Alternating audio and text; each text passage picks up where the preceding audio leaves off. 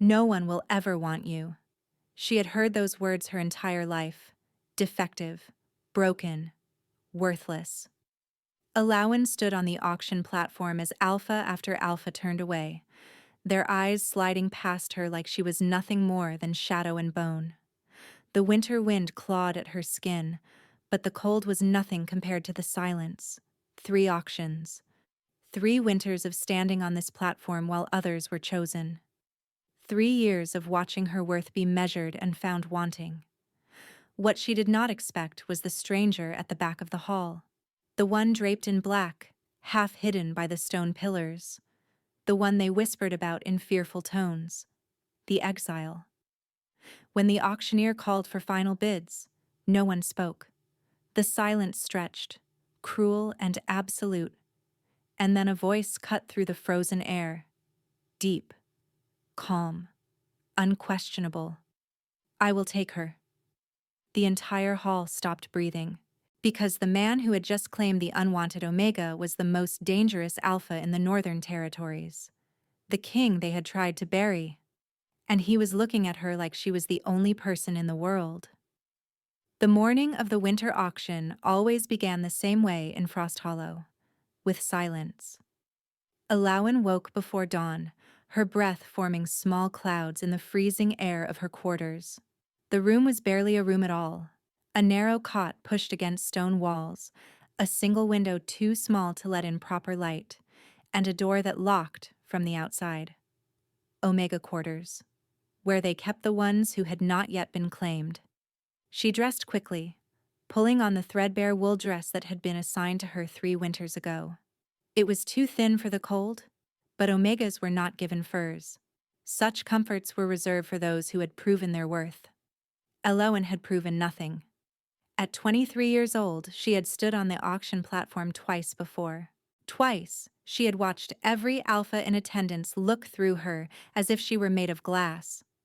Twice, she had walked back to this room with her head held high and her heart in pieces. Today would be the 3rd time. And in Frost Hollow, there was no 4th chance. She made her way through the frozen corridors toward the training yards, the only place where she was allowed to exist without judgment. The Pack's warriors trained there each morning, and though Omegas were forbidden from combat, no one had ever formally banned her from watching, or from practicing alone, long after the others had gone. "You are up early?" A voice stopped her at the edge of the yard. "Eager to humiliate yourself again?" Alawan did not need to turn to recognize the speaker. Melis stood behind her, golden hair perfectly arranged despite the early hour, her lips curved in the kind of smile that promised pain wrapped in silk. She was everything Alawan was not. Tall, elegant, desired, an Omega who had been claimed at her very first auction by a high-ranking beta, only to be widowed a year later. Now she waited to be claimed again, this time by someone far more powerful. "I am simply walking," Alawan replied, keeping her voice flat. "I was not aware that required your permission." Mila stepped closer, her scent sharp with amusement. "Walking to the training yards, again." She tilted her head. "Tell me, Alawan, do you actually believe swinging a blade will make some alpha overlook the fact that your wolf is broken? That you cannot shift?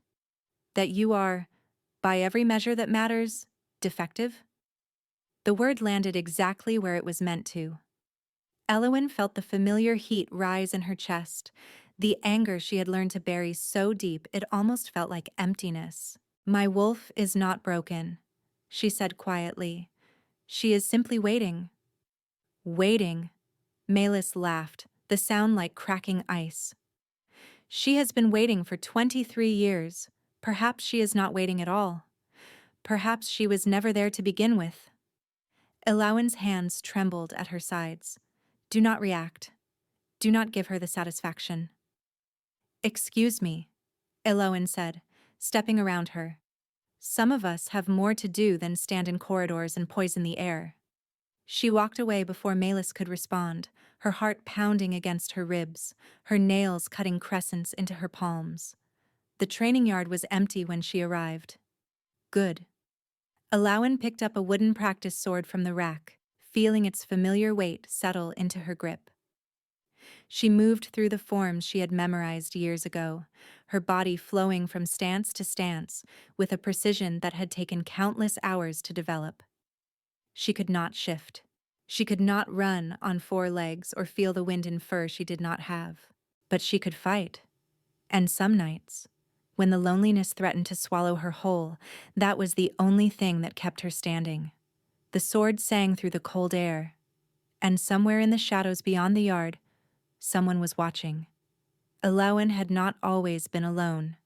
There was a time, years ago, when she believed someone would choose her, when she believed love was something she was allowed to have. His name was Lorcan. She remembered the first time she saw him with the kind of clarity that only comes from wounds that never fully heal. She had been 16, still hopeful, still foolish enough to believe her wolf would wake any day. Lorcan had been 19, the son of Frost Hollow's lead enforcer, with dark hair that fell across his forehead and a smile that made her forget how to breathe. He had found her crying behind the healer's cottage after another failed attempt to trigger her shift.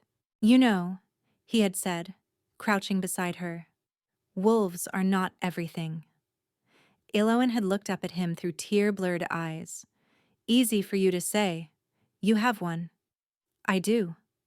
He had smiled, and something in her chest had cracked open. "But I have never seen my wolf fight the way you fight in the training yard. You move like you have something to prove." "I always have something to prove." "Then prove it." He had offered his hand, pulling her to her feet. "And maybe stop crying in the dirt. It is not a good look." She had laughed despite herself. That was the beginning. Over the next 5 years, Lorcan became the center of her world. He sought her out after training sessions, walked with her through the forest paths when no one was watching, and whispered things that made her believe she was more than what the pack saw. "You are different, Elowen. Special. They just cannot see it yet." He never made promises. That was the cruelty she only recognized in hindsight. He never said he would claim her, never spoke words that could be held against him. But there were looks that lingered, touches that felt intentional. Moments when his breath caught as he watched her, and she was certain, absolutely certain, that he felt what she felt. She gathered every crumb he offered and convinced herself they would one day become a feast. But Lorcan also disappeared. He would vanish for weeks at a time with other women, return with stories Elowen pretended not to hear, and then come back to her as if nothing had changed. As if she were a harbor he could always return to, no matter how many storms he chose to face with others. "You are my favorite," he told her once, his fingers tracing her jaw. "You know that, right? Favorite. Not only, not chosen. Favorite." She should have heard the warning in that word, should have recognized that favorites can be replaced, discarded, forgotten. But she was young, and she wanted so desperately to be wanted. Last winter, before the second auction, Lorcan had pulled her aside. "I am not ready to claim anyone yet," he had said, his eyes avoiding hers. "But next year, I will be ready.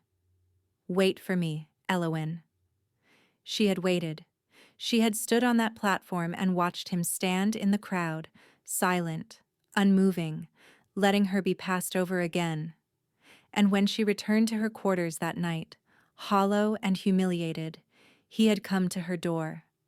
"I am sorry," he had whispered. "The timing was not right. But next winter. I swear it." Next winter was today. Alawan finished her training forms as the sun crept over the mountains, painting the snow in shades of gold and rose. She wanted to believe him. Gods, she wanted to believe him so badly it felt like a physical ache. But somewhere deep inside, in the place where her wolf should have been, something whispered a warning. "He will fail you again." She pushed the thought away and went to prepare for the auction. The rumors began 3 days before the auction. An outsider had arrived at Frost Hollow's borders. Not just any outsider. the exile, the fallen king, the alpha who should have been dead, Riven of Grimbard. Alawen heard the whispers in the corridors, saw the way the elders huddled together with fear carved into their faces. She did not know the full story. No one spoke of it openly, but she knew the bones of it, the way everyone in the Northern Territories knew. Riven had been king of Grimbard, the most powerful pack in the region. 10 years ago, when he was barely 20, his own council had betrayed him. They had accused him of crimes Alawen had never heard clearly named, stripped him of his crown, and cast him into exile. Most believed he had died in the wilderness. Most were wrong. The man who arrived at Frost Hollow's gates was very much alive, and from what Alawen had overheard, he had come for the winter auction. Why would an exile attend an auction? She had asked Bryn, one of the few servants who spoke to her without contempt. Bryn had glanced around nervously before answering.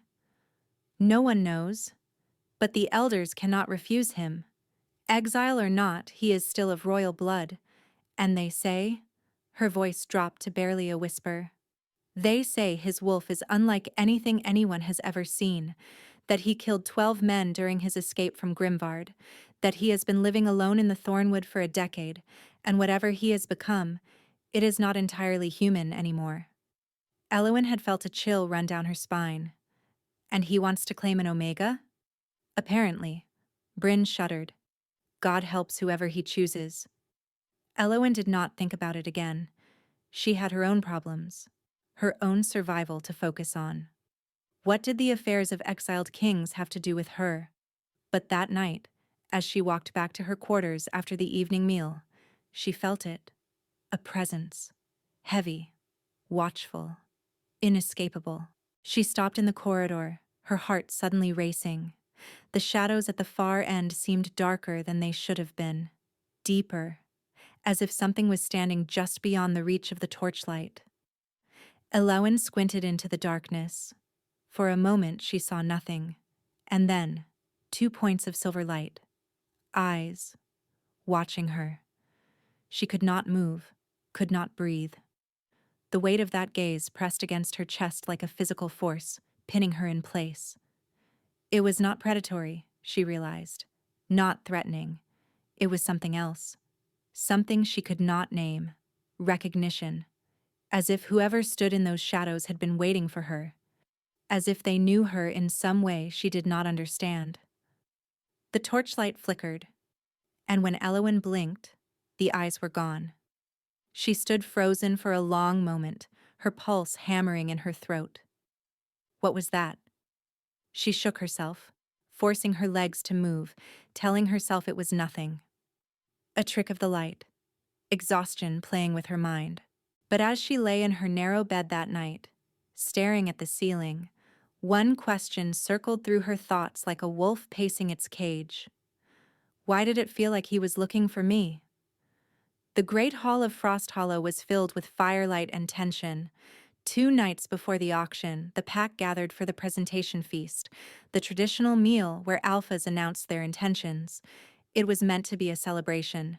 To Alawen, it felt like a sentencing. She sat at the back of the hall, tucked into a shadowed corner where she could observe without being observed. The other unclaimed Omegas sat near the front, dressed in their finest, their necks tilted in subtle displays of submission. They laughed and preened and cast hopeful glances toward the alphas who might choose them. Alawen watched and felt nothing, or tried to feel nothing.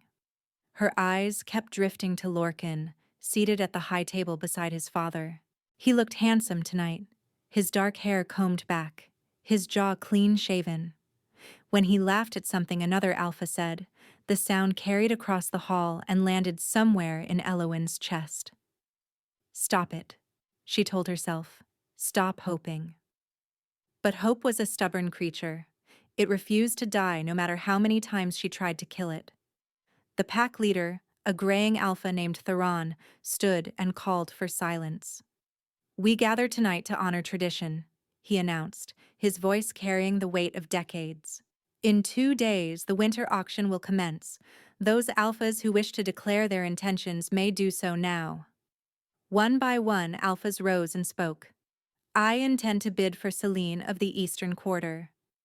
I will claim Petra, daughter of the blacksmith. Names and promises filled the air like falling snow. Ilawan listened without hearing, her gaze fixed on the table, her heart beating a slow, resigned rhythm. And then Lorcan stood. The hall quieted. Everyone knew who he was, the enforcer's son, the alpha who had never claimed anyone despite being of prime age, the one who had kept the strange, wolf-less Omega dangling for years without ever committing. I intend, Lorcan said, his voice strong and clear, to claim Ilawan at the winter auction. The silence that followed was absolute. Ilawan felt the blood drain from her face. Then the whispers began.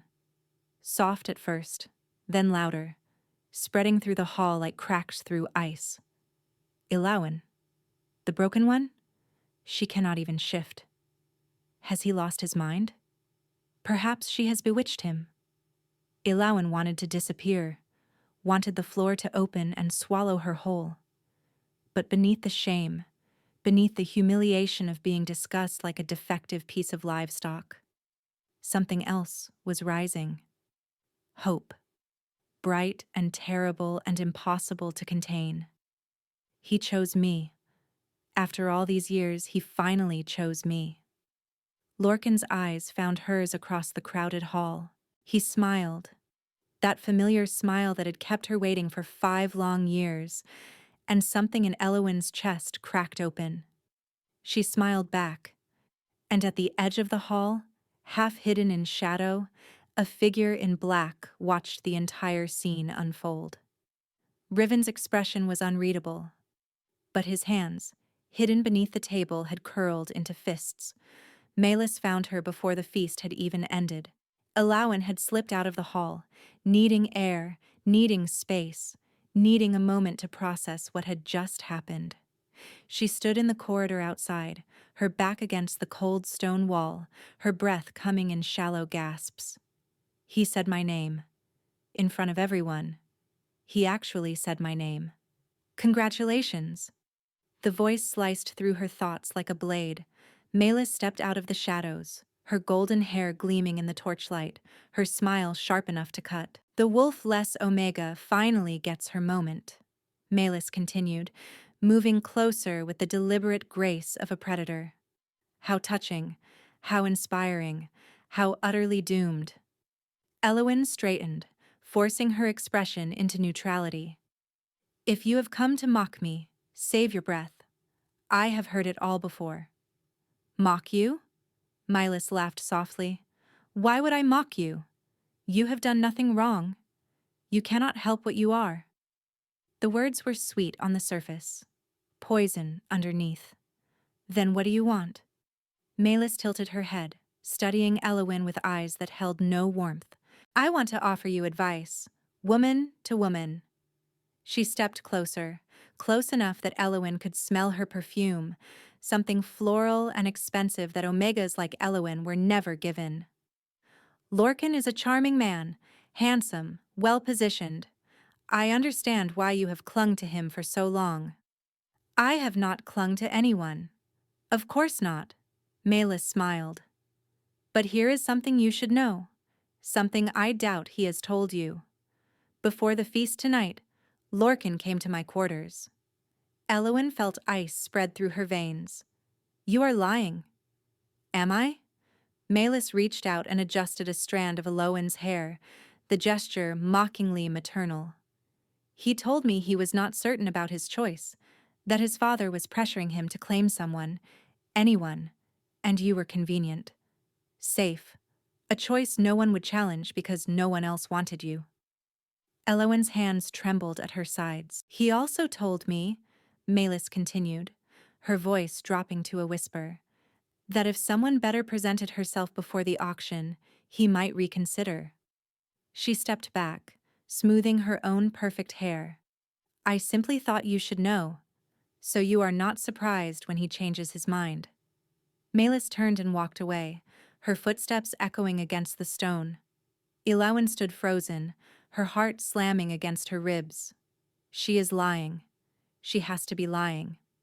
But the doubt had already taken root. A tiny seed of poison planted in soil that had never been stable to begin with. Later that night, Bryn found her in the servants' corridor. "I heard what Milas said to you." The servant's face was pale, worried. "Elowen, you need to be careful." "It was just words. She is trying to unsettle me. She is trying to destroy you." Bryn grabbed her arm, forcing her to stop. "You do not understand. Malis has done this before, in the eastern settlements, before she came here. 3 Omegas were promised to Alphas. 3 times, Malis interfered. 3 times, the promises were broken." Elowen felt something cold settle in her stomach. "Why are you telling me this?" "Because I have seen the way she looks at Lorcan." Bryn's voice was urgent, desperate. "And I have seen the way Lorcan looks back. You are walking into a trap, Elowen, and by the time you realize it, it will be too late." Elowen pulled her arm free. "Lorcan chose me," she said, the words feeling hollow even as she spoke them. "He stood in front of everyone and said my name." Bryn's eyes were sad. "Words are easy," she said quietly. "It is actions that reveal the truth." She walked away, leaving Elowen alone in the corridor with nothing but shadows and doubt for company. Elowen could not sleep.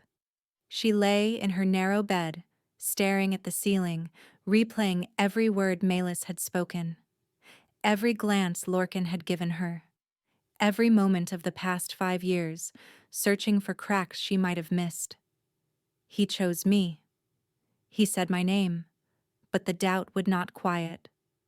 Finally, sometime past midnight, she threw off her thin blanket and pulled on her boots. If she could not sleep, she would train.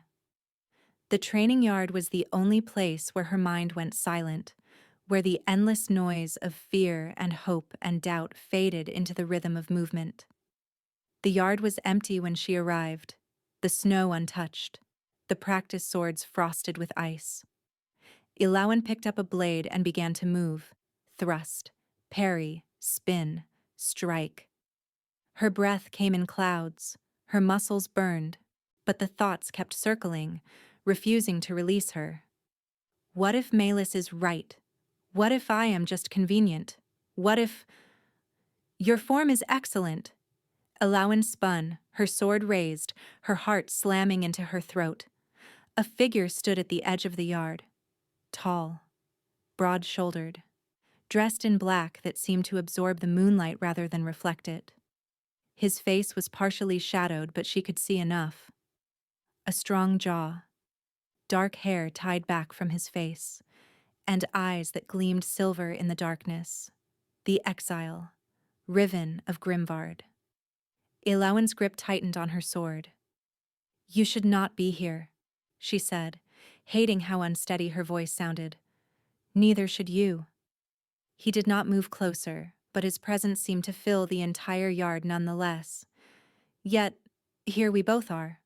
I was training. At midnight. Alone. In the freezing cold. A flicker of amusement crossed his features. "You are either very dedicated or very troubled." Elowen did not answer. Riven tilted his head, studying her with an intensity that made her skin prickle. "You are the one they call the Wolf less Omega." It was not a question. "And you are the exile everyone fears." Elowen lifted her chin. "It seems we both have reputations." Something shifted in Riven's expression. The faintest hint of a smile, there and gone so quickly she might have imagined it. "You have fire," he said quietly. "That is rare in this place. Fire does not matter when you cannot shift. Does it not?" Riven took a single step forward, and Elowen forced herself not to retreat. "I have seen wolves with all the power in the world who possessed nothing inside. No courage, no will, no flame." His eyes held hers. "And I have seen those without wolves who burned brighter than any alpha I have ever known." Elowen swallowed hard. "Why are you telling me this?" Riven was silent for a long moment. When he spoke again, his voice was lower, rougher. Because I watched you tonight, in the hall, when that boy spoke your name. That boy, not Alpha, not Lorcan. That boy. You looked like someone who has been starving, Riven continued, finally being offered a single crumb, and you were so grateful for it you did not notice it was poisoned. Elowen felt the words land like blows. You do not know anything about me. I know enough. Riven's gaze did not waver. I know he has kept you waiting for years. I know he has never committed to you publicly until his father forced his hand. And I know that the woman who cornered you in the corridor tonight has already begun to pull him away. Elowen's blood ran cold. How do you know about that? I watch, Riven said simply. I have learned that watching is often more valuable than speaking. He turned as if to leave, then paused. A word of advice. Elowen of Frost Hollow. Her name and his voice sounded different somehow, heavier, more significant. Do not place your worth in the hands of someone who has never been certain of it. You deserve more than crumbs. He walked into the shadows and vanished as silently as he had appeared. Elowen stood alone in the frozen yard, her sword hanging forgotten at her side, her heart beating in a rhythm she did not recognize. She should have been angry, should have been offended that a stranger, an exile, had presumed to lecture her about her own life, but all she could think about was the way he had looked at her. Not through her, not past her, at her. As if she were something worth seeing. She returned to her quarters as the first light of dawn crept over the mountains, and for the first time in years the voice in her head was not whispering about Lorcan. It was asking a different question entirely. Who is he? The day before the auction, Elowen went looking for Lorcan. She found him in the stables. With Malus. They stood close together, too close, their heads bent toward each other in quiet conversation. Milas's hand rested on Lorcan's arm, her fingers tracing slow patterns on his sleeve. And Lorcan, the man who had promised to claim Elowen in front of the entire pack, was smiling at the golden-haired Omega like she was the sun itself. Elowen stopped in the doorway, her heart turning to stone. Lorcan looked up. For a moment, something flickered across his face. Guilt, perhaps, or annoyance at being caught. Then he smiled. Elowen. He stepped away from Malus, but not quickly. Not like a man who had done something wrong. I was just discussing the auction arrangements with Lady Malus. Arrangements? Elowen repeated flatly. Seating. Protocols. Lorcan's smile did not reach his eyes. Nothing important. Malus said nothing. She simply watched, venom gleaming in her eyes, her expression bright with triumph. Elowen wanted to scream, wanted to demand answers, wanted to grab Lorcan by the shoulders and shake him until he told her the truth. Instead, she heard herself say, I need to speak with you. Alone. Lorcan hesitated. That hesitation said more than words ever could. Of course, he said finally. Malus, if you will excuse us. Malus inclined her head gracefully and walked past Elowen without a glance, but as she passed, she whispered something so soft only Elowen could hear. Enjoy him while you can. Then she was gone. Lorcan approached Elowen, his expression shifting into something that was meant to be reassuring. You look troubled, he said, reaching for her hand. Elowen pulled back. Are you going to claim me tomorrow? The question hung between them like a blade. Lorcan's smile faltered. Of course I am. I said I would. Did I not? You have said many things over the years. Elowen's voice was steady, but inside she was fracturing. You have also done very little. Elowen. Lorcan sighed, running a hand through his hair. I know the waiting has been difficult, but tomorrow everything changes. I swear it. And Malus? What about her? She seems to believe she has a chance with you. Lorcan laughed. It sounded forced. Malus believes many things. That does not make them true. He stepped closer, cupping her face in his hands. You are the one I want, Elowen. You have always been the one. She wanted to believe him. Gods, she wanted to believe him so badly it felt like dying. Trust me, Lorcan whispered, pressing his forehead to hers. After tomorrow, you will never doubt me again. Elowen closed her eyes and let herself lean into him. That was her first mistake. The hollowed grounds were ancient. Carved into the frozen mountainside generations ago, the auction hall was a cathedral of ice and stone, lit by hundreds of torches that cast dancing shadows across walls etched with the names of every claiming that had ever taken place there. Elowen stood among the other unclaimed Omegas, her heart pounding so hard she could feel it in her teeth. The auction had begun an hour ago. One by one, Omegas had been called to the central platform. One by one, Alphas had bid for them. Gold exchanged hands. Names were recorded. Futures were sealed. Elowen watched it all through a haze of anxiety. Soon it would be her turn. Soon Lorcan would stand and claim her, and 5 years of waiting would finally mean something. Elowen of Frost Hollow. The auctioneer's voice echoed through the hall. Her legs felt like water as she walked to the platform. The crowd parted around her, and she could feel their stares, curious, pitying, contemptuous. The wolfless one, the broken Omega, the one no one wanted. She climbed the 3 steps to the platform and turned to face the hall. Hundreds of faces stared back at her. Alphas seated in the front rows, their expressions calculating. Betas and Omegas in the back, watching with varying degrees of interest. Elders along the sides, their ancient eyes weighing and measuring. And there, in the 3rd row, Lorcan. He was not looking at her. He was looking at his hands. Elowen of Frost Hollow, the auctioneer repeated. 23 winters, trained in combat, skilled in healing arts, unclaimed. The last word echoed like a curse.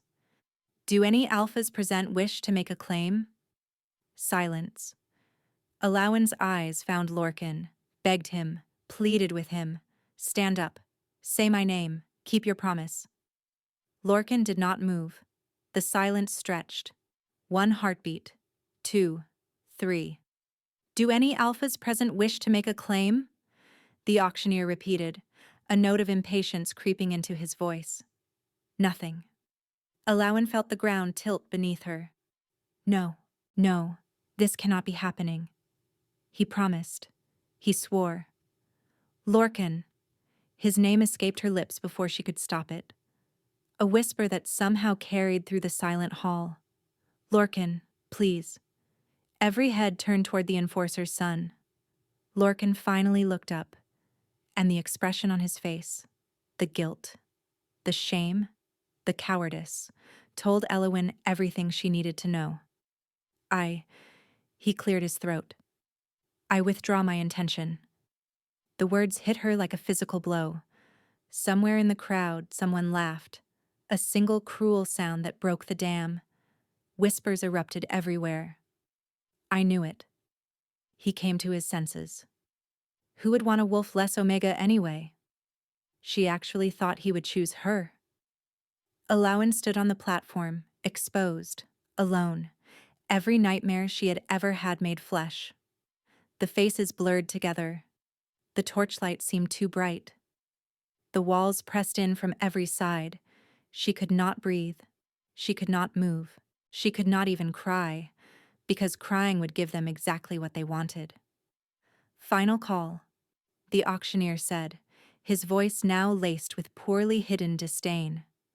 Does any Alpha present wish to claim Elowen of Frost Hollow? The silence that answered was the cruelest sound she had ever heard. Elowen closed her eyes. This is it. This is how it ends. Alone on a platform in front of everyone who ever told me I was worthless. And then a voice spoke. Deep, calm, absolute. I will take her. Every head in the hollowed grounds turned toward the back of the hall. Riven stood in the shadows near the entrance, his black clothing making him look like a piece of the darkness itself. His silver eyes gleamed in the torchlight, fixed on Elowyn with an intensity that stole the breath from her lungs. The murmurs began immediately. The exile. Is he mad? He cannot be serious. The fallen king wants the broken Omega? The auctioneer looked as if he had swallowed his own tongue. Lord Riven, you are not a member of Frost Hollow. You have no standing to— I have gold. Riven's voice cut through the protest like a blade through silk. And your traditions state that any alpha of noble blood may participate in the auction. Or have your laws changed since my exile? The auctioneer stammered. The elders exchanged frantic glances. No one seemed to know what to do. Riven began to walk. The crowd parted before him like water before a ship's prow. His footsteps echoed against the stone floor, each one deliberate, measured, and inevitable. Elowyn watched him approach, her mind refusing to process what was happening. This is not real. This cannot be real.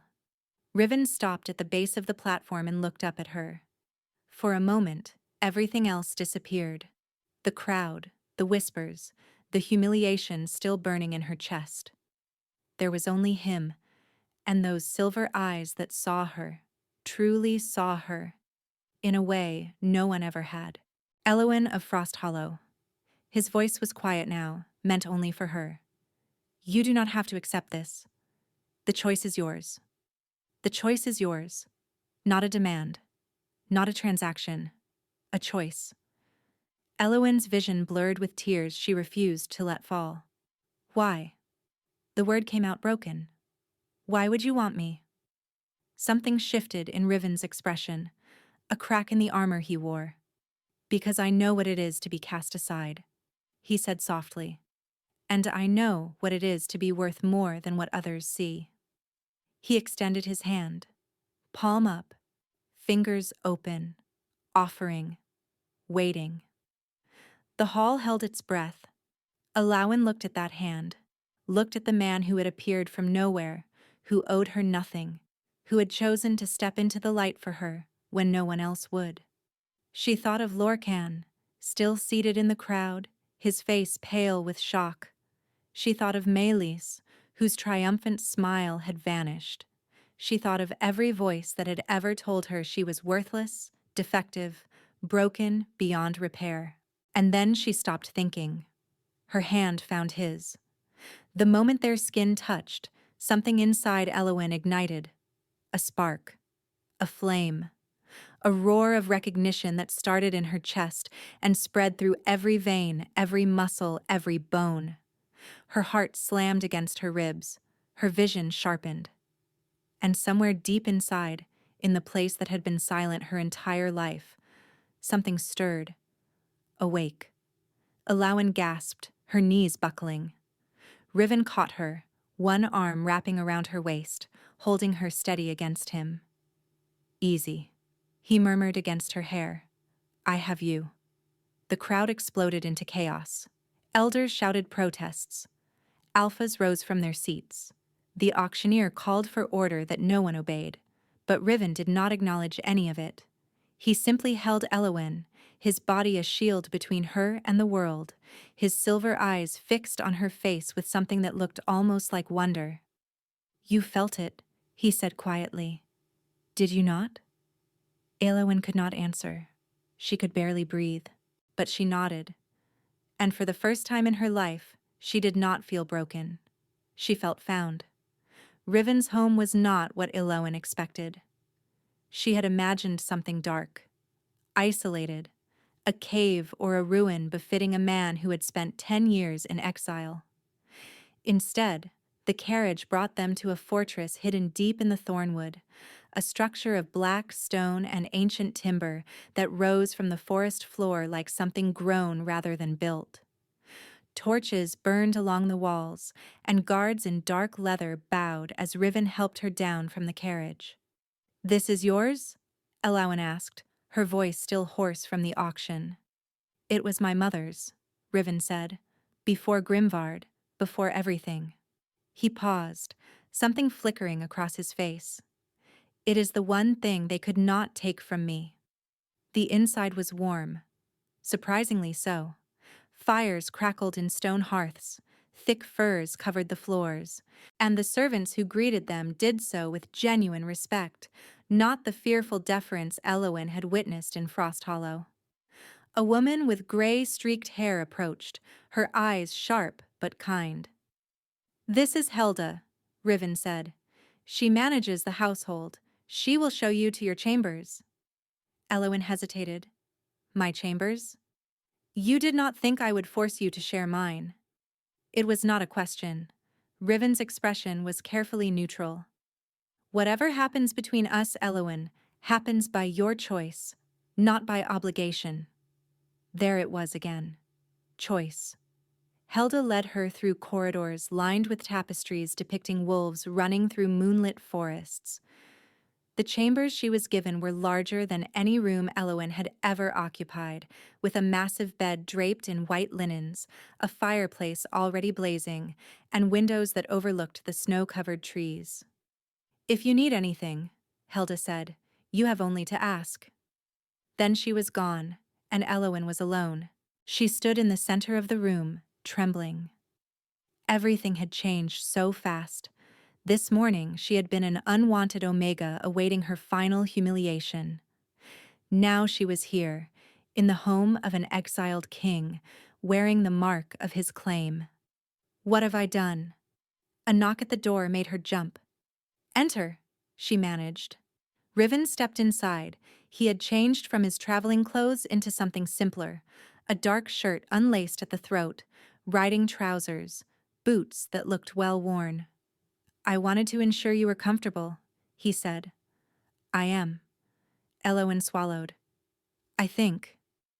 The corner of his mouth lifted slightly. "You have questions." "I have 1,000 questions." Riven walked to the window, looking out at the darkening forest. "Then ask them." Elowyn took a breath. "Why me?" "The truth this time. Not poetry about worth and flames. Why did you really claim me?" Riven was silent for a long moment. "Do you remember the first night you saw me?" he finally asked. "In the corridor at Frost Hollow? The silver eyes in the shadows." "Yes." "I felt something that night." Riven turned to face her. "My wolf felt something. A pull I have not experienced in 10 years of solitude. I told myself it was nothing. Curiosity. Instinct. But then I watched you at the feast. Watched you train at midnight. Watched you hope and doubt and fight. And I realized it was not nothing." Elowyn's heart was pounding. "What are you saying?" "I am saying that my wolf recognized something in you." Riven's voice dropped lower. "Something that has been sleeping, waiting. I did not claim you to rescue you, Elowyn. I claimed you because I could not bear to watch someone else fail to see what I saw." The fire crackled between them. Elowyn should have been frightened, should have been suspicious. This man was a stranger, an exile, someone the entire North feared. Instead, she stepped closer. "And what did you see?" Riven held her gaze. "My mate." The word hung in the air like thunder. Before Elowyn could respond, the sound of horses echoed from outside. Shouts. The clang of the gate being opened. Riven's expression hardened. "Stay here." He was gone before she could argue. Elowyn waited approximately 10 seconds before following him. The courtyard was lit with torches when she arrived, and at its center stood the last person she expected to see. Lorcan. He looked disheveled, wild-eyed, his fine clothes muddied from hard riding. Behind him stood 2 of Frost Hollow's enforcers, their hands on their weapons. "You had no right." Lorcan's voice cracked with fury. "She was mine." Riven stood perfectly still, his arms crossed, his expression carved from ice. "She was never yours. You made certain of that when you abandoned her on that platform. I made a mistake. You made a choice." Riven's voice dropped to something dangerous. "And now, You must live with it. Lorcan's eyes found Elowen standing in the doorway. Something shifted in his expression. Desperation. Longing. The look of a man who only understood what he had lost after it was gone. Elowen, he said, his voice breaking. Please, come home. I will claim you properly. I will make it right. Elowen felt the words land in her chest.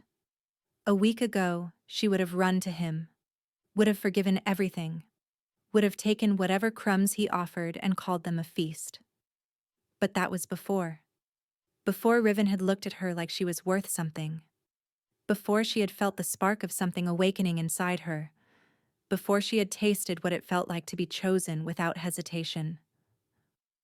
Go home, Lorcan, she said quietly. His face crumpled. You cannot mean that.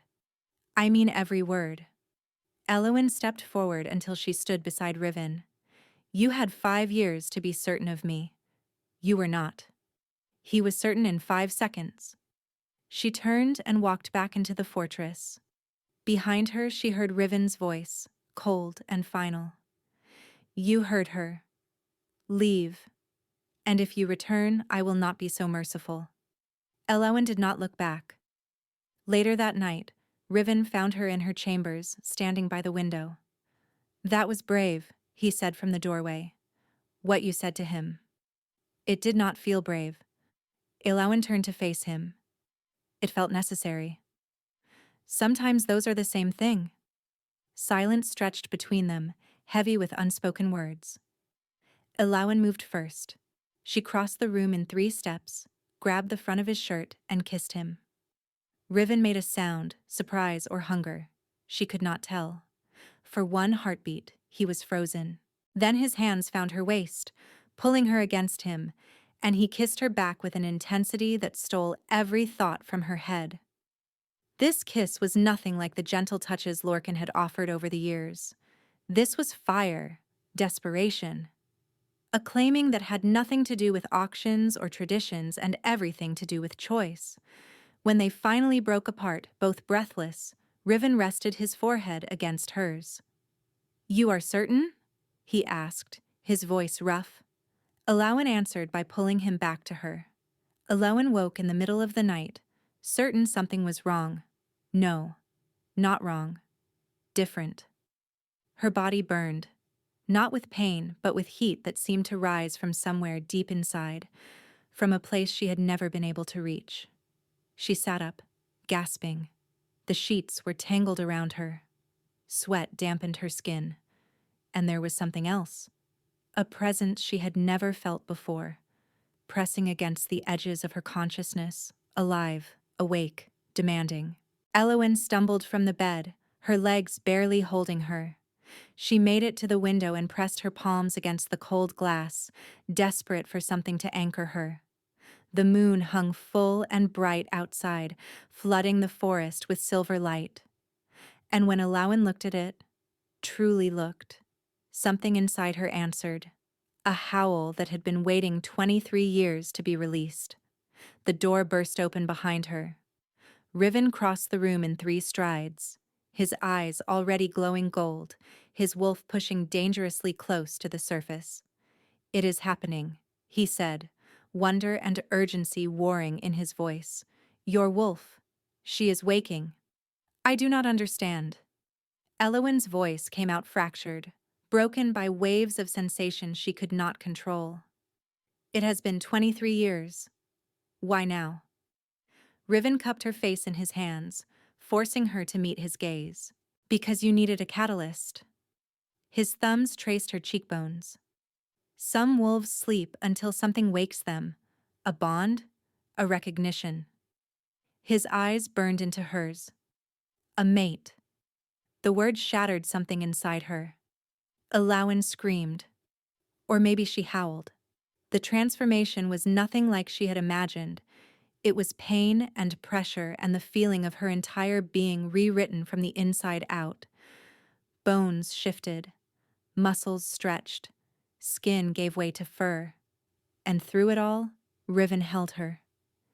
He did not let go even when her hands became claws, did not flinch when her screams became growls, did not release her until the transformation was complete, and she stood before him on 4 legs, panting, trembling, and reborn.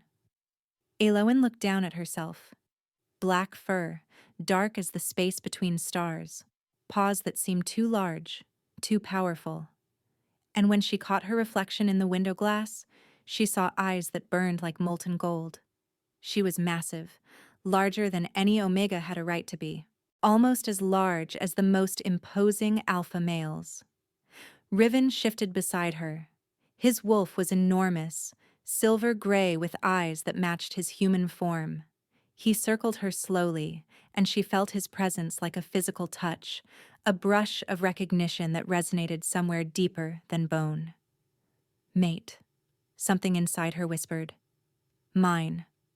Riven's wolf pressed his muzzle to her neck, and Elowen felt the bond lock into place. It was not a chain, not a cage. It was a key. The shift back came more easily than she expected. One moment she was wolf.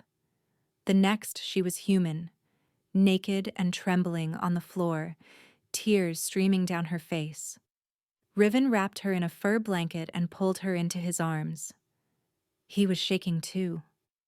She could feel it, as if he were barely holding himself together.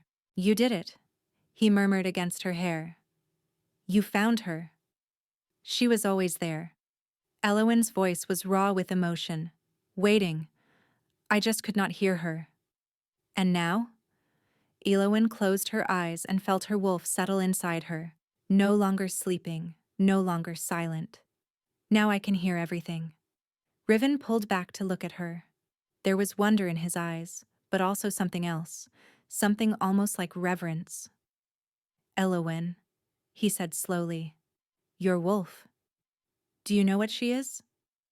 What do you mean? Riven hesitated. In all the time she had known him, Elowen had never seen him hesitate. There are legends, he said finally. Old stories about a bloodline that was thought to be extinct. Wolves born of the first pack, the ones who walked with the moon goddess herself. Elowen felt ice spread through her veins. What are you saying? I am saying your wolf is not just an Omega's wolf. Riven's voice was quiet, odd. She is something far older, far more powerful. His hand found her face, tilting it toward the moonlight streaming through the window. You carry the blood of the ancients, Elowen, the bloodline that was supposed to have died 1,000 years ago. Elowen could not breathe. That is impossible.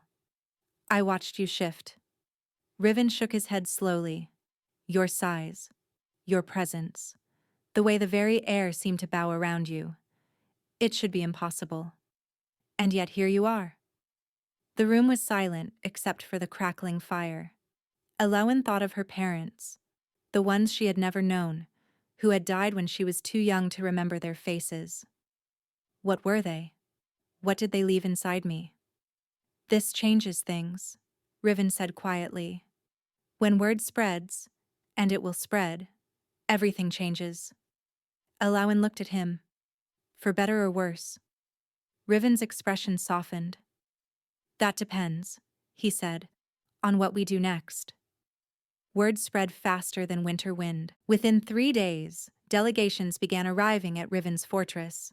Alphas from distant packs, elders who had not left their territories in decades, even emissaries from Grimvard, the kingdom that had exiled Riven 10 years ago. They came to see for themselves, the wolfless Omega who had found her wolf, the ancient bloodline that had been declared extinct, the mate of the exiled king. Riven organized a formal gathering in the great hall of the fortress. It was, he explained, the fastest way to address the questions and put the rumors to rest. You do not have to do this, he told Elowen the morning of the gathering. You owe them nothing.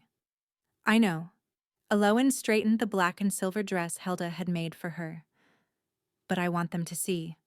I want them to know what they threw away. Pride flashed in Riven's eyes. Then let us show them. The great hall was packed.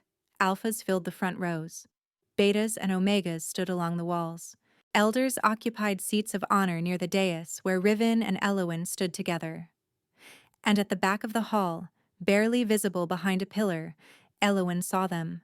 Lorcan, pale and hollow-eyed, looking like a man who had not slept in days, and beside him, Malus. Her golden hair was perfectly arranged, but her face was tight with barely concealed fury. They came to watch me fail, Elowin realized. They still believe I am nothing. The thought no longer hurt. Riven raised his hand, and the hall fell silent. "You have come seeking answers," he said, his voice carrying to every corner of the room. "You have heard rumors of ancient blood awakening, of powers thought lost to time." He paused, his silver eyes sweeping the crowd. "I could offer you words, explanations, arguments." He turned to Elowin. "Instead, I offer you proof." Elowin stepped forward. She could feel every gaze fixed upon her. The doubt, the skepticism, the barely hidden contempt. "Let them watch."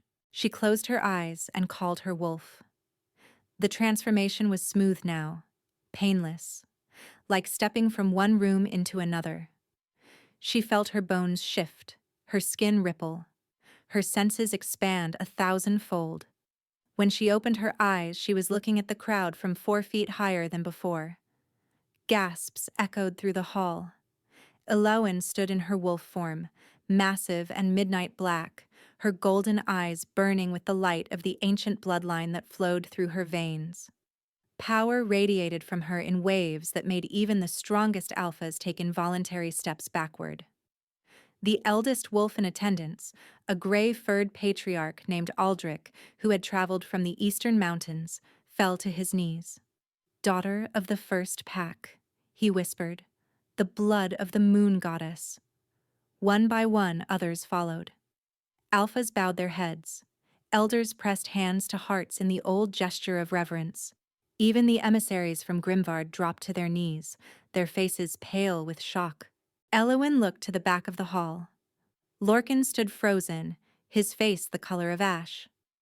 Beside him, Milas had turned and was pushing toward the exit, her schemes crumbling around her like dust.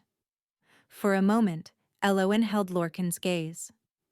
She saw the regret there, the anguish, the devastating understanding of what he had lost. Good. She shifted back to human form, and Riven was there immediately, wrapping his cloak around her shoulders, his hand warm and steady on her back. "The rumors are true," Riven announced to the hall. "My mate carries the blood of the ancients, and any who question her worth question mine." No one spoke. No one dared.